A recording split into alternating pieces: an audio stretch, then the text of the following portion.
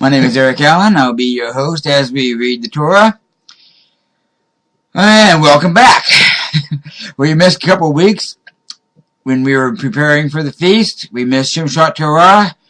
And while we were in the campgrounds, we were deep in the woods and no signal was getting in or out, except for one place outside by a pole outside the meeting hall. We could get a weak cell phone signal to make a phone call and possibly send some text messages. But as for sending a live stream with this capacity, or even with the services, that was not feasible. Even though many attempts were made, none of them were successful. So we were not here for last week when we read Bereshit. In the beginning, the 6 days of creation, much to talk about there. However, we don't have time. And, sorry about that. But yeah, and also the Nephilim. However, good news, we are working on another program which will be not live, but pre-recorded, possibly even before an audience. But we'll go into detail on many of these other subjects instead of just reading the Torah, and we'll devote this to only the reading and just a little bit of commentary. And this reader is going to have to learn a lot of Hebrew, so thank you, John, for being attentive and watching. However much I will be learning from you in your Hebrew classes in this upcoming year, because much of the Hebrew is going to be incorporated into this broadcast. So please contact me as soon as possible, of course after the broadcast or sometime throughout the week. And if you're willing, we can discuss possibly me learning some Hebrew better than self-taught. I have 2 Hebrew courses, a Hebrew-English dictionary, and of course I have Strong's and the Ancient Hebrew Lexicon of the Bible. So pronunciation and the ancient Hebrew meanings is somewhat, but as far as being able to fluently pronounce these words and read these in Hebrew, I'm going to need some help. So, anyway, I see you're out there, John, and if you're willing, you may help me. Alright, and Ivy Waltering. Ivy, welcome. And shalom, Ivy. Thank you for joining us. And thank you everyone else who's joined us. Shalom. So we are going to do, we missed Shimshot Torah, we missed Bereshit, but now we're going to pick up the readings on Noah. And that would be Isaiah 52:13 through 55 as far as a half Torah, but the Torah reading portion will be Genesis or Bereshit, if you will. We're going to start in chapter 6, verse 9, and read all the way through chapter 11, verse 32. And we'll read about Noah's flood. So without further ado, shall we begin Noah. Thank you, Father Yahweh, for your Torah. Thank you for your Sabbath day. And we ask, humbly, as we open your Torah, that you send your Spirit among us and teach us your ways. In Yahshua's name we ask. Please make it so.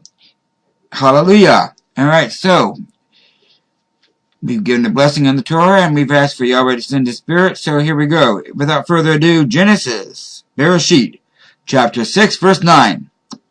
And this is the genealogy of Noah, or Noah. Noah was a righteous man, perfect in all his generations, and Noah walked with Elohim. Alright, so to cover what Noah, his name is, when he was named, some say comforter, that's good. It's actually a play on the Hebrew, as I understand it, for rest. So, the Hebrew word for rest, because his father, Lamech, said he would be giving us rest from the toil of the soil of working the ground, of our toil, of our labor, of working the ground. Noah would be the one to give us rest. And likewise, he's a type of Messiah because he did bring comfort and rest to us. So, that's where his Hebrew name comes from. Continuing on. Now Noah brought forth 3 sons, Shem, Ham, and Japhet. And the earth was corrupt before Elohim, and the earth was filled with violence. And Elohim looked upon the earth, and saw that it was corrupt, for all flesh had corrupted their way on the earth. Two things I notice here in verse 11 and 12, in verse 10 and 11. Okay, Noah brought forth 3 sons, Shem, Ham, and Japhet. it doesn't say when he brought forth Shem, when he brought forth Ham, and Japheth. It's possible they were triplets. It's hard. Maybe Japheth came out first, but then they were all triplets and they came out all at once, because it doesn't, as the genealogy in the previous chapter would have given, or in the chapters yet to come, would have given a specific time when he was this many years old, he brought forth this son. It doesn't give that.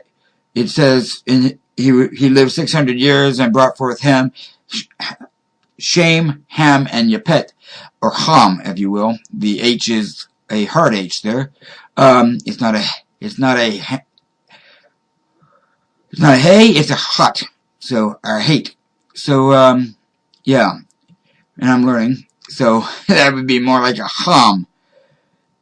Anyway, so, and also, the earth was filled with violence. And the word violence here is Strong's number, or Strong's Hebrew number 2555. And Strong's gives the pronunciation of Hamas. So it might be Hamas because of the first letter not being a hey, but it's Hamas or Hamas. Not sure if that's relevant to today or if it's not. You can pray about that one for your own. Moving on, we'll read chapter 12 again. And Elohim looked upon the earth and saw that it was corrupt, for all flesh had corrupted their way on the earth. And Elohim said to Noah, the end of all flesh has come before me, for the earth is filled with violence, and through them, and see, I am going to destroy them from the earth. Now, in the previous reading of Bereshit, it said, man's days shall be 120 years.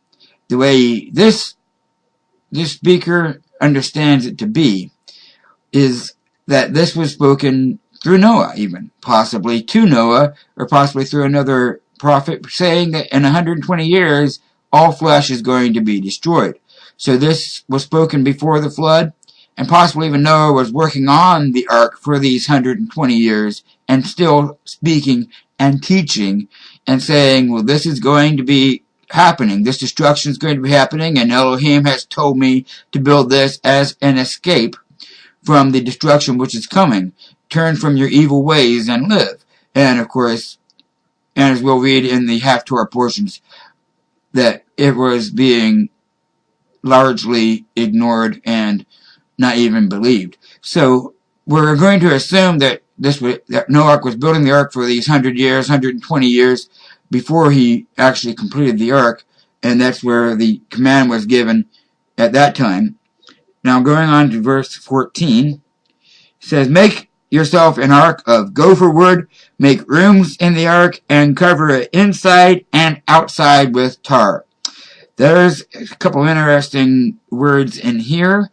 The gopher word is actually not known.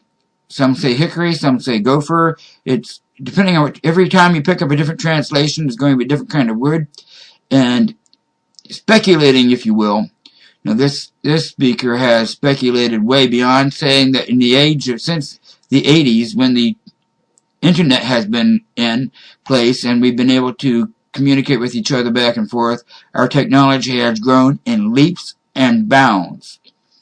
And assuming that since people are living 800, 700, 900 years old, these people could, instead of just reading a book and trying to study what they wrote in a book, you can walk up to them and study firsthand. So speculation, and it is pure speculation on the part of this speaker, not any scripture to back that up, that the technology they have would rival that of our own. It's possible here that it was some kind of steel or titanium alloy or something else, and it's recorded here as gopher wood, and the word in Hebrew is very unclear according to Strong's. That's, if anyone has any other knowledge on that, feel free, and I'm going to be bouncing around as I check the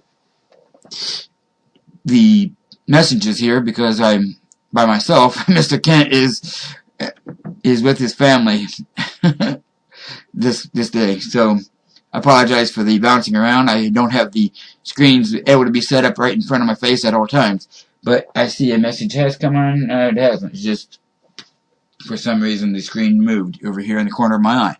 Alright, so please bear with the speaker as the movement is rather jumpy at times. Okay, so, and cover inside, and pitch it with pitch. Cover inside and out with tar. There's a lot to be studied about that as well, and we'll let you look into that for yourselves. We got 3 chapters of Isaiah to read, and we're going to fit it in this hour, if possible. Alright, so, but that is interesting. Anyway. And this is how you are to make it. The length of the ark is 300 cubits, and its width 50 cubits, and its height 30 cubits. It didn't say 10 cubits at the bottom and 50 cubits, or 300 cubits, or 50 cubits at the top. It was basically a uniform shape. And the word ark here signifies a box. Of course, we only have the 28 times it was translated into in 28 times it was used in the Bible. Every time it's translated as ark, and the archaic term, if you will, pardon the pun, it did mean a large boat, as what they translate is translated. But looking into the Hebrew, we have a tate, a bait, and a hay, which does not signify anywhere near the Hebrew words that have been translated boat. And there were many Hebrew words translated boat. The bait, hay, signifies a void that needs to be filled, or like a box. So we have basically a box, and the description here of these dimensions being uniform from top to bottom, didn't say make the bottom of it this shape, make the top of it this shape. It said uniformly it's going to be this shape all the way through, signifies, again, a box or a crate of some sort. It's also the same ark that Moshe was put in, but it is not the Aaron, the Ark of the Covenant. So there is a difference. The Ark of the Covenant, of course, Aaron being coffin. So there's a difference in these two words. This is a void that needs to be filled, and the other was of a testimony or a witness type box. But they're both boxes. And it doesn't say anywhere near a shape of a boat here. Okay. So that's just background information on what they're going into. Is in Hebrew more of a box than it is a boat. Alright, and again, verse 15. And this is how you are to make it. The length of the ark is 100 cubits, its width 50 cubits, and its height 30 cubits. Or in some versions of the scriptures, it will have the word amah, which is more of a Hebrew term for what it is. And trying to do the translations on those is just speculation as far as the size of it, but the archaic term even describes it as a large, spacious boat instead of just any kind of boat or ship. The word ark in the ancient English language is a commodious or accommodating boat, large. And so we look and go with the next verse and see, I myself am bringing floodwaters on the earth to destroy all flesh, in which, okay, I skipped a verse. Let's go to verse 16. Make a window for the ark and complete it to a cubit from above, and set the door of the ark on its side. Make it with lower, second, and third decks. And see, I myself am bringing floodwaters on the earth to destroy all flesh, in which the breath of life from under the heavens, all that is on the earth is to die. And I myself shall establish my covenant with you, and you shall come into the ark, you and your sons and your wife and your sons' wives with you, and all of the living creatures of all flesh, 2 of each you are to bring into the ark to keep them alive with you, a male and a female, of the birds after their kind, and of the cattle after their kind, and all the creeping creatures of the earth after their kind. 2 of each are to come to you to keep them alive. As for you, take of all food that is eaten, and gather it to yourself, and it shall be food for you and for them.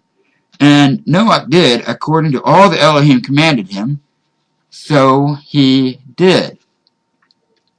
And yeah, it's okay. Chapter 6 has ended. Now we're in chapter 7. Alright. If we have any comments, questions, suggestions, complaints, type them into the commentary, into the chat room, and we will be glad to address those. This is a study for all of us together as we read the Torah. So chapter 7. And Yahweh spoke and said to Noah, "Come into the ark, you and all your household, because I have seen that you are righteous before me in this generation. Of all the clean beasts, take with you 7 pairs, a male and his female, and of the beasts that are unclean 2, a male and his female." And other versions, in King James and in other English translations, it just says, come in, take them by 7s. So that's 2 pairs plus 1, or it's 7 pairs. And it's actually 14 animals. In the scriptures here, it says 7 pairs, and that's the way I understand it to be studying when I saw this discrepancy at first. So let's see what it says in the Hebrew, and that's the way it seems to be, is 7 pairs instead of 7 animals. So that's covering that apparent question, if you will. Some people have different ideas of how that is. So of all the clean beasts, take with you 7 pairs, a male and his female, and of the beasts that are unclean, 2, a male and his female. So that could be two pairs or just 2 animals. And of birds of the heavens, 7 pairs, male and female, to keep offspring alive on the face of the earth. For after 7 more days I am sending rain on the earth, 40 days and 40 nights, and shall wipe from the earth, from the face of the earth, all that stand that I created. And Noah did according to all that Yahweh commanded him. Now Noah was 600 years old when the flood waters were on the earth, and Noah and his sons and his wife and his sons' wives went into the ark because of the waters of the flood. Of the clean beasts, and of the beasts that are unclean, of the birds, and of all that creep on the earth. 2 by 2 they went into the ark, male and female, as Elohim had commanded Noah. And it came to be after 7 days that the waters of the flood were on the earth. In the 600th year of Noah's life, in the 2nd month, in the 17th day of the month, on that day all the fountains of the deep were broken up, and the windows of the heavens were opened, and the rain was on the earth 40 days and 40 nights. On that same day Noah and Shem and Ham and Japheth, the sons of Noah, and Noah's wife, and the 3 wives of his sons with them, went into the ark. They and every living creature after its kind, and every beast after its kind, and every creeping creature that creeps on the earth after its kind, and every bird after its kind, every bird of every sort. And they went into the ark, 2 by 2 of all flesh, in which is the breath of life. And those going in, male and female of all flesh, went in as Elohim commanded him, and Yahweh shut him in. And the flood was on the earth 40 days, and the waters increased and lifted the ark up, and it rose high above the earth. And the waters were mighty and great, and the waters were mighty and greatly increased on the earth, and the ark moved about on the surface of the waters. One more Hebrew term for you in 7:18. It's Hebrew chapter. It's Strong's numbers this Hebrew 1980. It's halak, and it's translated walked 67 times. Now it's also translated went, so we're not going to go beyond any speculation why it's translated walk. But could you imagine the ark walking on the waters? And we know who else walked on the waters. So we'll leave it at that, but it's translated walked 67 times. That word, the ark moved on the face of the waters. on the surface of the waters. So verse 19. And the waters were exceedingly mighty on the earth, and all the high mountains under the heavens were covered. This is an understatement, if you will. We've had heavy rains for one day, and I've seen in the course of an hour waters that move up 5 feet above the level of the creek bed, which was there. The entire park area around the creek is now a lake in just the course of a couple of hours. So if we can imagine rains even more torrential than that, you can imagine springs. You know, it says earlier that a spring came up and watered the earth. So we can imagine the fountain of the deep, a flowing artesian well, if you will, like a geyser. And we can imagine that happening simultaneously with rain coming down, water coming up, in just a couple of hours. But now this is 40 days and 40 nights. It is an understatement to say that the waters became mighty. And the waters were exceedingly mighty on the earth, and all the high mountains under the heavens were covered. The waters became mighty 15 cubits upward, and the mountains were covered. And all flesh died that moved on the earth, birds and cattle and beasts, and every creeping creature that creeps on the earth, and all mankind. All in whose nostrils was the breath of the Spirit of life. All that was on the dry land died.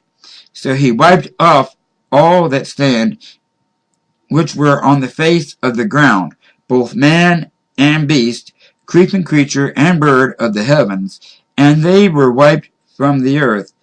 And only Noah was left, with those with him on the ark.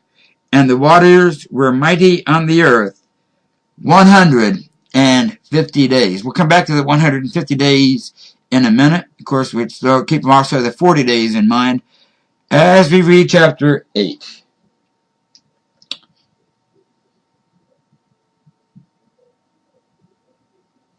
Okay.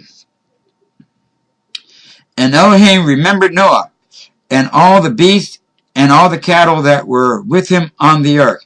And Elohim made a wind pass over the earth, and the waters subsided, and the fountains of the deep and the windows of the heavens were stopped, and the rain from the heavens was withheld.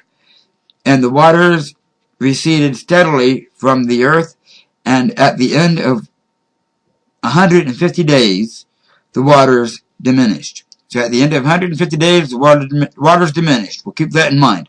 And in the 7th month, on the 17th day of the month, the ark rested on the mountains of Ararat.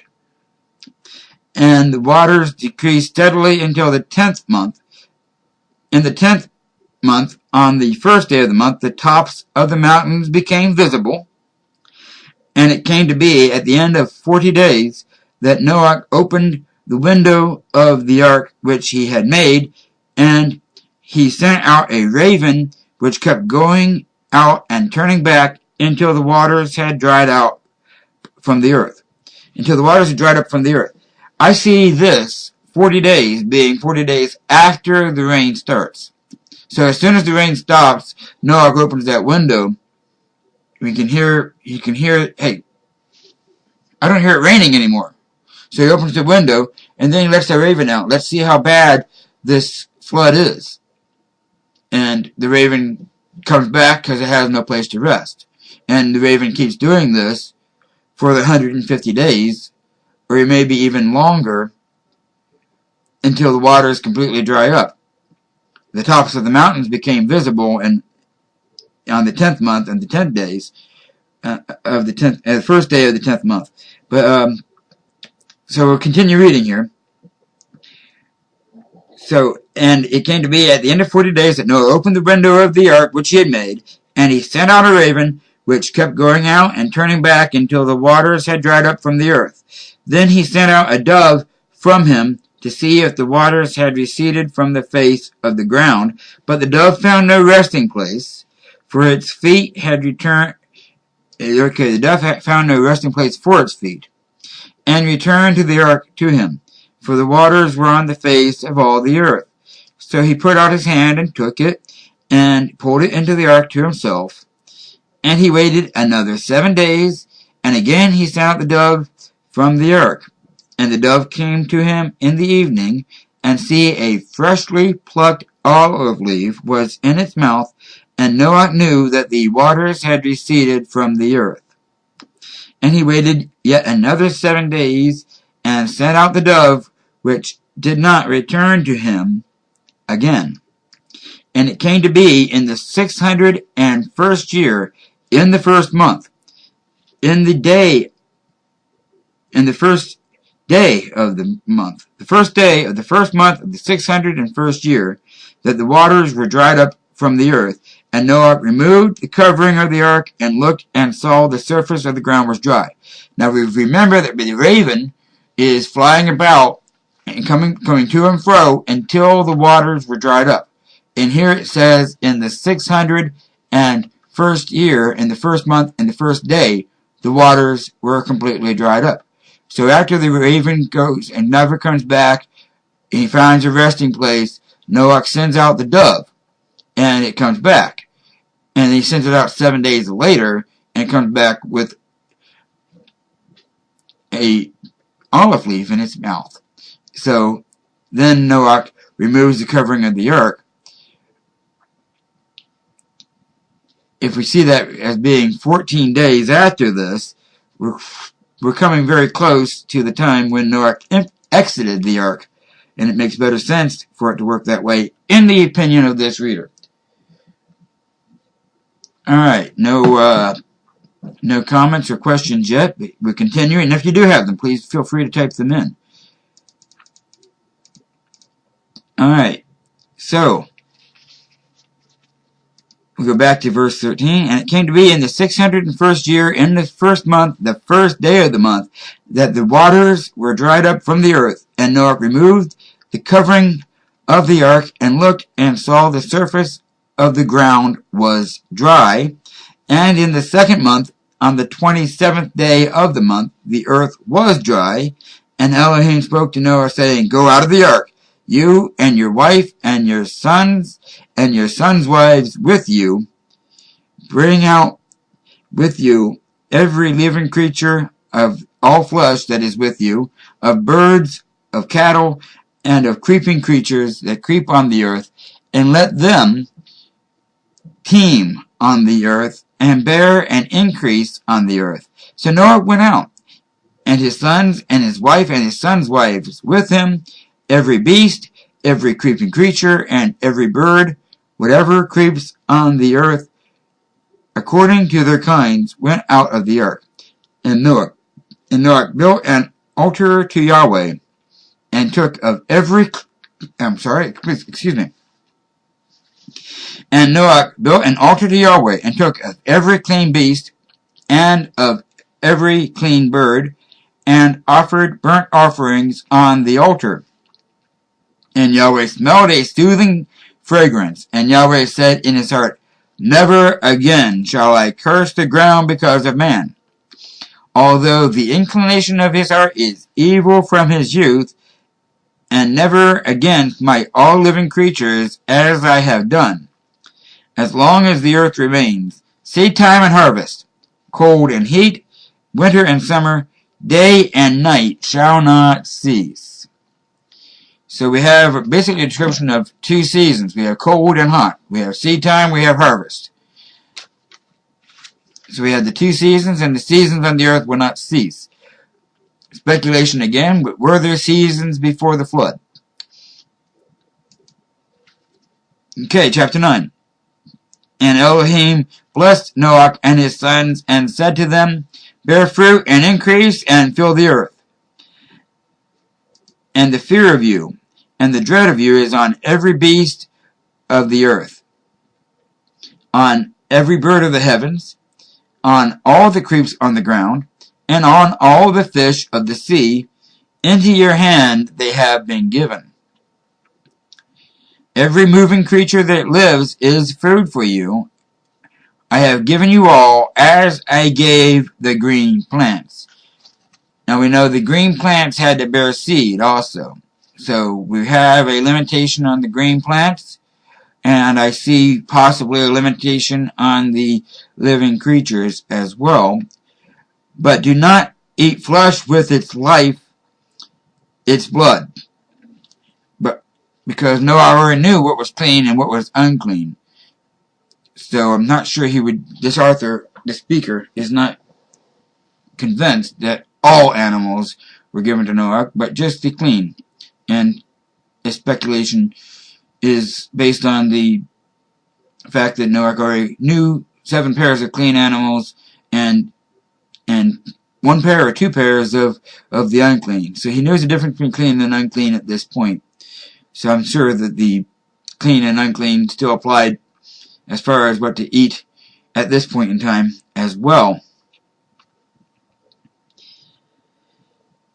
But do not eat flesh with its blood, with its life, but only your blood for your lives I require. From the hand of every beast I require it, and from the hand of man. From the hand of every man's brother I require the life of man. Whoever sheds man's blood, by man his blood is shed, for in the image of Elohim he has made man.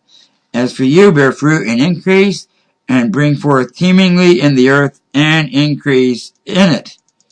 And Elohim spoke to Noah and to his sons with him, saying, And see, I establish my covenant with you, and with your seed after you, and with every living creature that is with you, of the birds, of the cattle, and of every beast of the earth with you, of all that go out of the ark, every beast of the earth. And I shall establish my covenant with you, and never again is all flesh cut off by the waters of the flood, and never again is there a flood to destroy the earth. We're not going to read that today, but Kepha, if you will, Shimon, Peter, as it's been called, writes that as the flood waters, there's going to be a shaking of not only the earth, but the heavens and the earth, and there's going to be fire. So he said by the flood waters of the earth, he's not going to destroy the earth. He didn't say that he's not going to destroy the earth again. Just saying. It's not going to be by flood waters. Alright, so Elohim, and I shall establish my covenant with you. And never again is all flesh cut off by the waters of the flood, and never again is there a flood to destroy the earth. And Elohim said, This is the sign of the covenant which I make between me and you, and every living creature that is with you for all generations to come. I shall set my rainbow in the cloud, and it shall be for the sign of the covenant between me and the earth. And it shall be, when I bring a cloud over the earth, that the rainbow shall be seen in the cloud. And I shall remember my covenant which is between me and you and every living creature of all flesh. And never again let the waters become a flood to destroy all flesh. And the rainbow shall be in the cloud, and I shall see it to remember the everlasting covenant between Elohim and every living creature of all flesh that is on the earth. And Elohim said to Noah, This is the sign of the covenant which I have established between me and all flesh that is on the earth. And the sons of Noah who went out of the ark were Shem, and Ham, and Yepet. And Ham was the father of Canaan. And these were the sons of Noah. And all the earth was overspread from them. And Noah, a man of the soil, began and planted a vineyard. And he drank of the wine, and was drunk, and became uncovered in his tent. And Ham, the father of Canaan, saw the nakedness of his father, and told his 2 brothers outside. So Shem and Yepet took a garment, and laid it on both of their shoulders, and went backward, and covered the nakedness of their father, but their faces were turned away, and they did not see their father's nakedness. We're not even going to begin to speculate what that means. So are you saying that when it says everything, it means everything that is clean? Yes. Sorry I didn't see that comment earlier, but I think I answered your question before I even saw the question. But yes, I see that as everything that is clean. That's the way I see it. As the green plants, it had to be a seed-bearing green plant. Green plants that bear seed. So, not to go with the Monsanto and all these new breeds that don't have seed. We're not going there, but we're going to say that the animals had a speculation also, a stipulation. This is speculation on behalf of this speaker, that only the clean animals were given to Noah, not the unclean. Thank you very much for your question, and I'm hoping that's clear. Because that's just speculation on the behalf of the speaker. It's debatable whether it is or not, but the speaker believes that it was only the clean animals that were given for food. Alright, carrying on. So verse 23 again, chapter 9. So Shem and Japheth took a garment and laid it on their shoulders and went backward and covered the nakedness of their father, but their faces were turned away and they did not see their father's nakedness. We're not even going to begin to try and cover what that could mean. We know that many kings in the book of Kings said that no, or even in Samuel they said no, they have not come to mourn, but they've come to look upon our nakedness, so our weakness. There's many ways you can look at that. And so if Noah had a weakness because he was drunk, we're not even going to begin to say what it could have been. Ham's son Canaan that did it. It could have been Ham that did it to something that created Canaan in the first place. Speculation on that is dangerous at this time. We have not enough information to solve that one. Whatever happened, Canaan gets cursed. So, verse 24, and Noah awoke from his wine, and he knew what his younger son had done to him, and he said, cursed is Canaan, and let him become a servant of servants to his brothers. And he said, blessed be Yahweh, the Elohim of Shem, and let Canaan become his servant. Let Elohim enlarge Japheth, and let him dwell in the tents of Shem, and let Canaan become his servant. And Noah lived after the flood 350 years. So all the days of Noah were 950 years, and he died. Alright, chapter 10. And this is the genealogy of the sons of Noah. Shem, Ham, and Japheth, and sons were born to them after the flood. The sons of Japheth were Gomer, Magog, Madai, Yawan, and Tubal, and Meshach, and Tiras. And the sons of Gomer are Ashkenaz, and Ribhath, and Togarmah. And the sons of Yawan, Elisha, and Tarshish, Kittim, and Dodanim.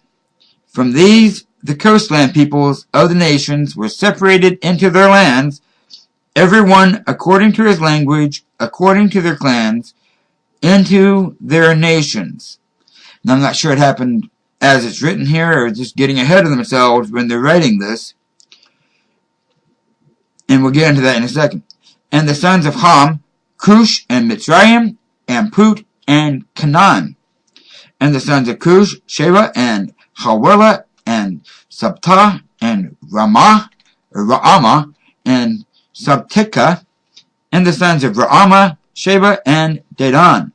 And Cush brought forth Nimrod. He began to be a mighty one on the earth. He was a mighty hunter before Yahweh. Therefore it said, like Nimrod, the mighty hunter before Yahweh, or against Yahweh, in the face of Yahweh, would be a better translation. In front of Yahweh, not necessarily before Yahweh. The eternal self-existing one. Nothing was existing before him. Anyway, and the beginning of his reign was Babel, and Erech, and Akkad, and Canaan, in the land of Shinar. And from that land he went to Ashur and built Nineveh, and Rehoboth, and Keilah. Now this is interesting. And Rezin between Nineveh and Keilah, the great city. In Jonah, Nineveh is called the great city, but here Rezin is called the great city, or Keilah. So, speculating they may have grown into one, and it was all called Nineveh at that time. And Mitzrayim brought forth Ludim, and Anayim, and Anamim, and Lehabim, and Naphathim. That's hard. It's hard to put those together because the constant blend there. It's Naph to him, and Pathrushim and Kashuhim, and from whom came the Philistines. Now some versions will say the Pelishites, Pathrushim, Pelishites, and the Capfortim. This would be the island of Crete in that area.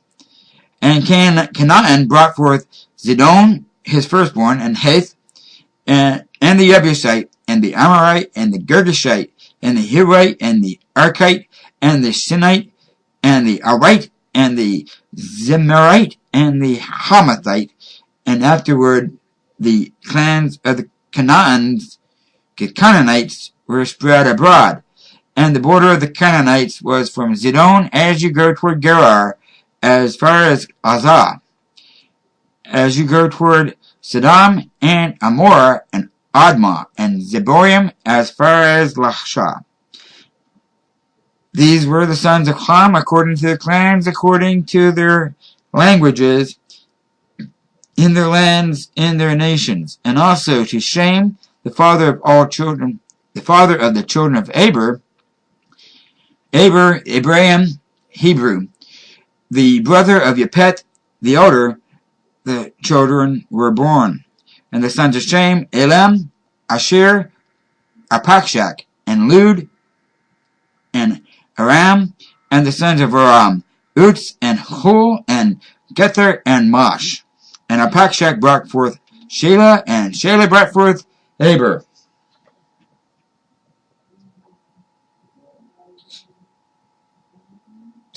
And you're welcome. Sorry about the delay in getting these messages. My sidekick was busy doing family business. We hope that he will return next week because I need help when I do this. Alright, thank you for your comments again and questions. And keep those questions and comments coming because this is a study and it's an open study.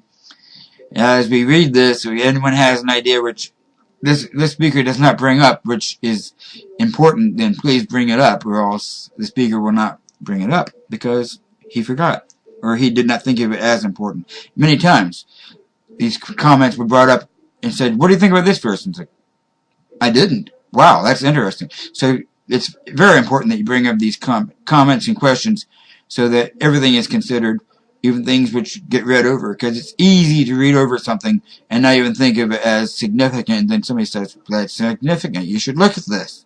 And we should. So please, bring these things up as we read this. And of course, this reminds me of when I was reading this, or when we were reading this in 2007, in a family meeting. And so, do we really have to read all these genealogies? And yes, we do. There's a significance in these which this speaker doesn't even understand, but it's written here for us to read, so we read it. Even if it is a struggle to pronounce all these Hebrew names correctly. So, but verse 23 again. And the sons of Aram, Uz, and Hul, and Gether, and Mosh, and Arpachshad brought forth Shelah, and Shelah brought forth Eber. And to Eber were born two sons. The name was Peleg of the first. For in his days the earth was divided. We'll keep that in mind as we read chapter 11. And his brother's name was Yoktan.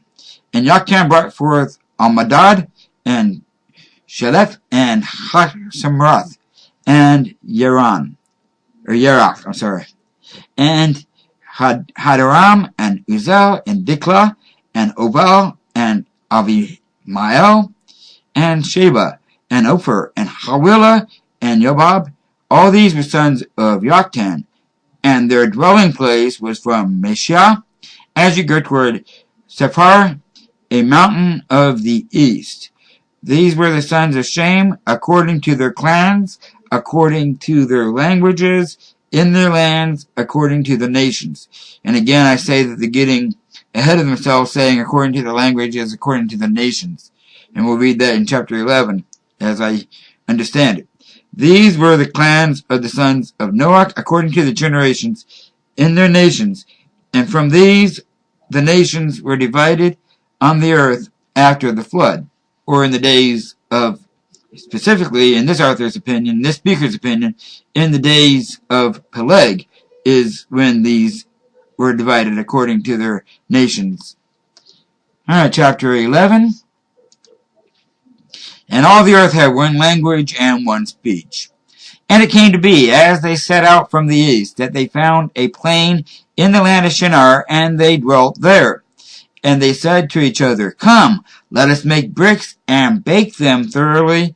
And they had brick for stone, and they had asphalt for mortar. And they said, Come, let us build ourselves a city, and a tower whose top is the heavens, and make a name for ourselves, lest we be scattered over the face of the earth. Then Yahweh came down to see the city and the tower which the sons of men had built. And Yahweh said, Look, they are one people, and they all have one language. And this is what they begin to do. And now they are not going to be withheld from doing whatever they plan to do. Come, let us go down there and confuse their language, so that they do not understand one another's speech. And Yahweh scattered them from there over the face of the earth, and they left off building the city. That is why its name was called Babel, because there Yahweh confused the language of all the earth, and from there Yahweh scattered them over the face of the earth.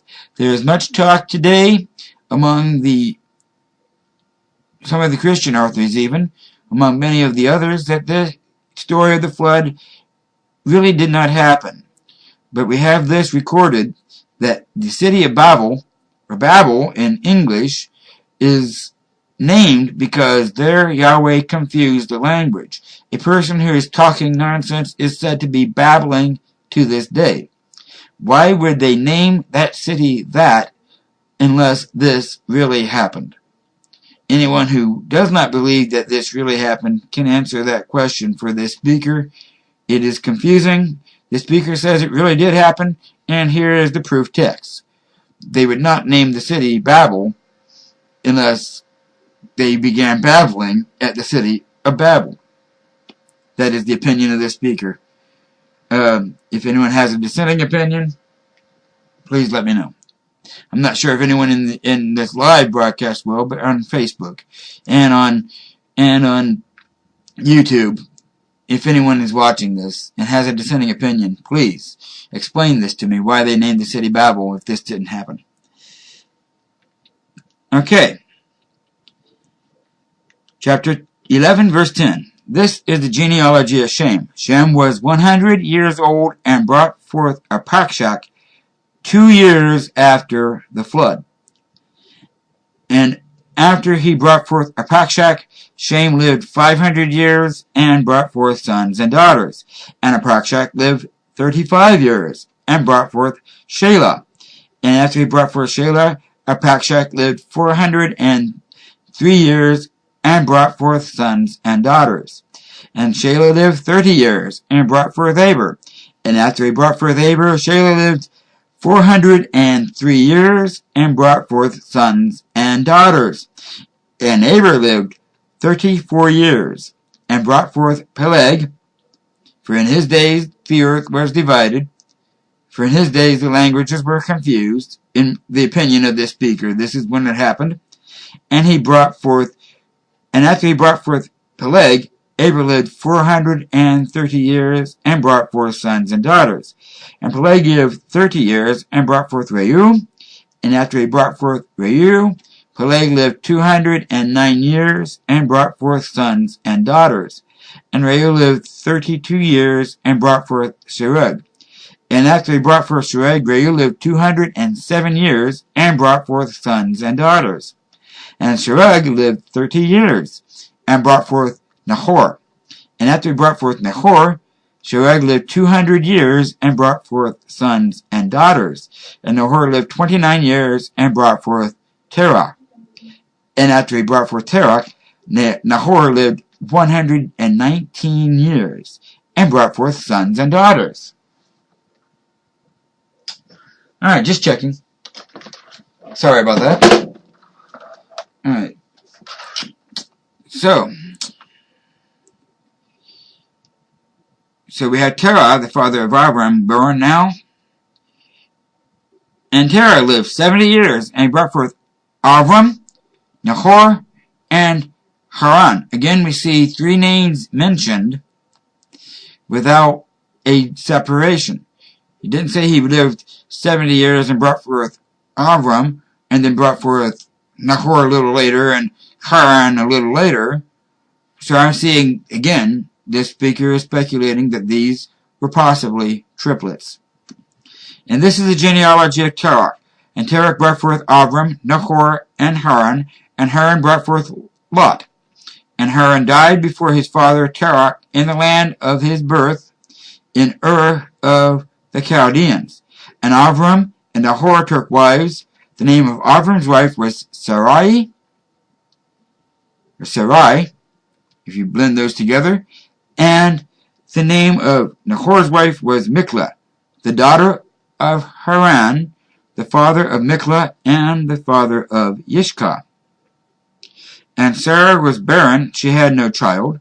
And Terah took his son Abram and his grandson Lot, the son of Haran, and his daughter-in-law Sarai, and his son Abram's wife, and they went out from them from Ur, and they went out with them from Ur of the Chaldeans to go to the land of Canaan.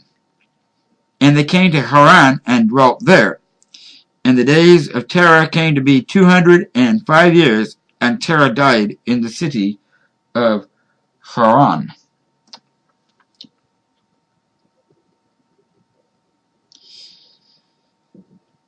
We'll come back to that when we read chapter 18 and the rest of Genesis. We will come back here. One thing we will mention right now is Sarah is described as the daughter-in-law of Terah, and the word there is a wife relationship. So because she's a wife of Abram, she is described as a daughter-in-law of Terah. That's the only relationship to Terah that there is. We'll just leave it at that for right now, but we'll come back to that in the future. That concludes this Torah portion. Now we're going to move to Yeshayahu, or Isaiah, if you will.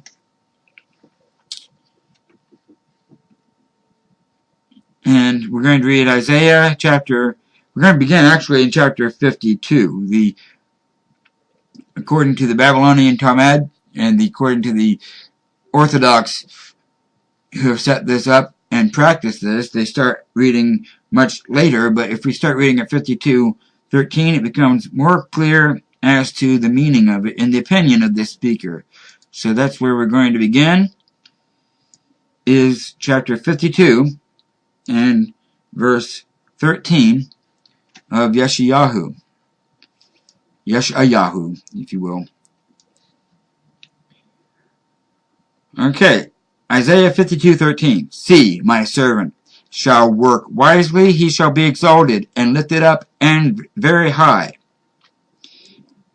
As many were astonished at you, so that his figurement beyond any man's, and his form beyond the sons of men. He shall likewise startle many nations. Sovereigns shall shut their mouths at him, for what had not been recounted to them they shall see, and what they had not heard they shall understand. Chapter 53. Who has believed a report, and to whom was the arm of Yahweh revealed? For he grew up before him as a tender plant, and as a root out of dry ground. He has no form or splendor that we should look upon him, nor appearance that we should desire him. A despised and rejected by men, a man of pains, knowing sickness, and as one from whom the face is hidden, being despised, and we did not consider him. Truly he has borne our sickness and carried our pains, yet we reckoned him stricken, smitten by Elohim, and afflicted. But he was pierced for our transgressions, he was crushed for our crookednesses. The chastisement for our peace was upon him, and by his stripes we are healed. We all, like sheep, went astray. Each one of us has turned to his own way, and Yahweh has laid on him the crookednesses of us all. He was oppressed and he was afflicted, but he did not open his mouth. He was led as a lamb to the slaughter, and as a sheep before shearers is silent, but he did not open his mouth. He was taken from prison and from judgment, and as for his generation, who considered that he shall be cut off from the land from the living. For the transgression of my people he was stricken, and he was appointed a grave with the wrong, and with the rich at his death, because he had done no violence, nor was deceit in his mouth, but Yahweh was pleased to crush him. He laid sickness on him, that when he made himself an offering for guilt, he would see a seed. He would prolong his days, and the pleasure of Yahweh prosper in his hand. He would see the result of suffering of his life, and be satisfied through his knowledge. My righteous servant makes many righteous, and he bears their crookednesses. Therefore I give him a portion among the great. Did we just pause again even after I added all that memory to this machine? If we did, apologies. Don't know. Alright, we're reading Isaiah chapter 53. He would see the result of his suffering of his life and be satisfied. Through his knowledge my righteous servant makes many righteous, and he bears their crookednesses. Therefore I give him a portion among the great, and he divides the spoil with the strong, because he poured out his being unto death, and he was counted with the transgressors, and he bore the sin of many, and made intercession for the transgressors. Sing, O barren one, you who did not bear. Break forth into singing, and cry aloud, you who have not been in labor, for the children of the deserted one are no more. For the children of the deserted one are more than the children of the married woman, said Yahweh. Enlarge the place of your tent, and let them stretch out the curtains of your dwellings. Spare not, lengthen your cords, and strengthen your stakes. For you shall break forth to the right and to the left, and your seed shall inherit the nations, and make the deserted places inhabited. Do not fear, for you shall not be put to shame, nor hurt. You shall not be humiliated, for the shame of your youth you shall forget, and not remember the reproach of your widowhood any more.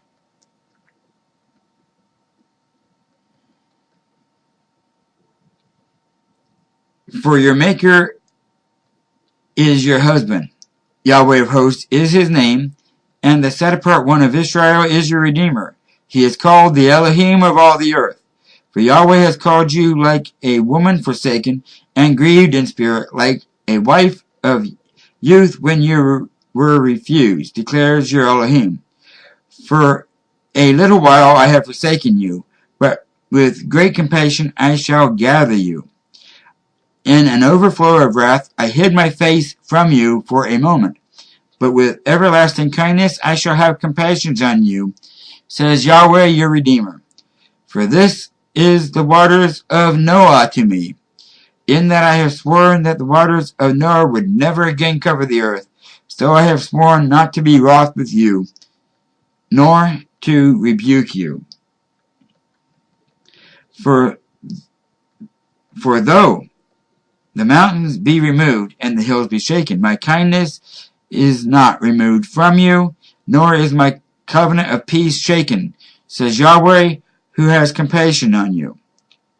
O afflicted one, tossed with storm and not comforted, see, I am setting your stones in antimony, and shall lay your foundations with sapphires, and shall make your battlements of rubies, your gates of crystal, and all your walls of precious stones, and all your children taught by Yahweh, and the peace of your children great. In righteousness you shall be established, from the oppression, far from oppression, for you shall not fear, and far from ruin, for it does not come near you. See, they shall indeed assemble, but not because of me. Whoever shall assemble against you falls for your sake. See, I myself have created the blacksmith, who blows the coals in the fire, who brings forth an instrument for his work, and I have created the waster to destroy. No weapon formed against you shall prosper, and every tongue which rises against you in judgment you shall prove wrong. This is the inheritance of the servants of Yahweh, and their righteousness from me, declares Yahweh. O everyone who thirsts, come to the waters, and you who have no silver, come buy and eat. Come buy wine and milk without silver, without price. Why do you weigh out silver for what is not bread, and your labor for what does not satisfy? Listen to me, and eat what is good, and let your being delight itself in fatness. Incline your ear, and come to me. Hear, so that your being lives, and let me make an everlasting covenant with you, the trustworthy kindness of David.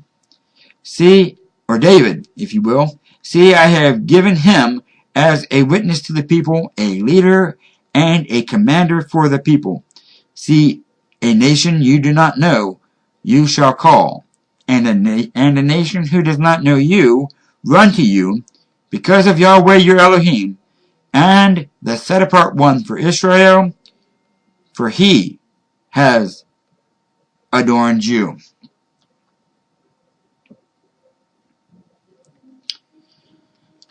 Alright. That's obvious why that was chosen to be read. The promise that was given to Noah that the floodwaters will not destroy the earth is now given to us, that no weapon formed against us will prosper. Now if we read into Matthew, okay, we're going to go to Matthew chapter 24, read 10 verses there, verses 36 through 46, and we will see reiteration. See, speculation was that the 120 years that were spoken in the portion which we tried to read last week, but were unable to broadcast, was saying that the 120 years was a prediction that the flood's going to happen and all flesh is going to be destroyed. And we just read in the genealogy that people were living well beyond 120 years, even after the flood. So this makes sense if we go together there. And now we read the words of Yahshua. Here, we'll see even more of a warning. When we read Matthew chapter 24, verses 36, the warning is for this generation, and actually for other generations, past, present, or future, that we should be taking heed of any warnings, of any prophecy that were spoken, that we should repent. Alright, so the leading up to what he's saying here is saying, do not go after false teachers. If they said, look, the Messiah is here, don't go after him. If he's over there, don't go after him. when he comes, you will know. So we don't need to go chasing after him. When he comes, we will know that he's come.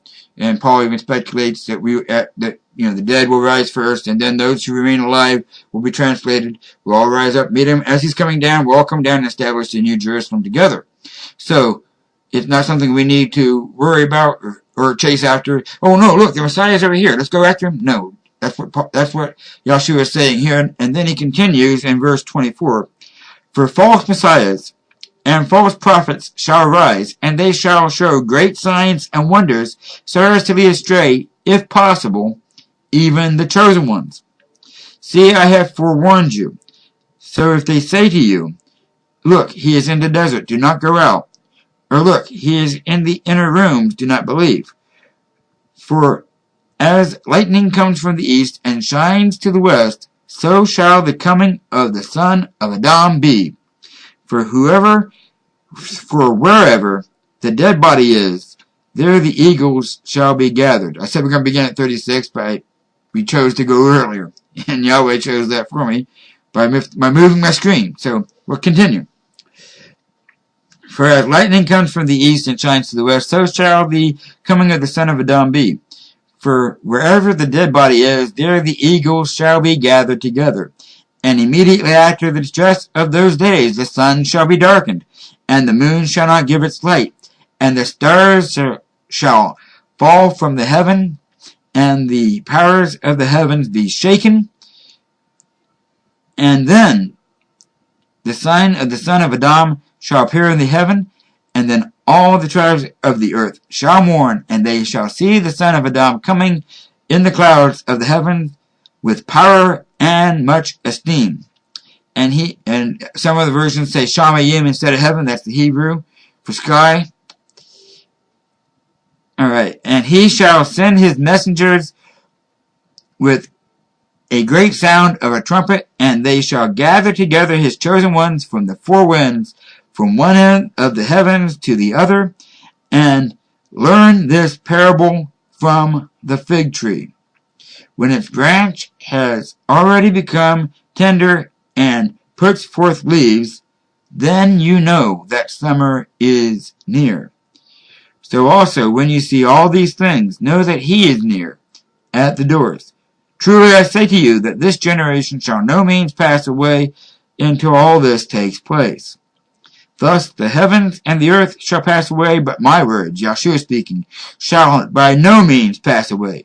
And now, verse 36, the one we've all been waiting for. But concerning the day or the hour, no one knows, not even the messengers of the heaven, but my Father only.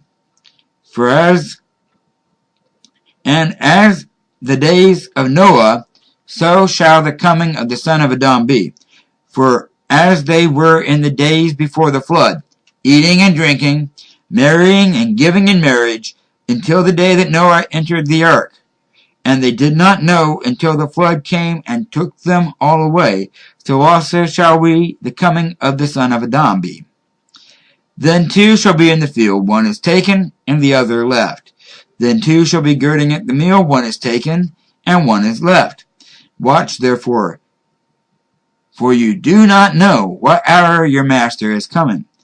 And know this, that if the master of the house had known what hour the thief would come, he would have watched, and not allowed his house to be broken into. Because of this, be ready too. For the Son of Adam is coming at an hour when you do not expect him. Who then is a trustworthy and wise servant,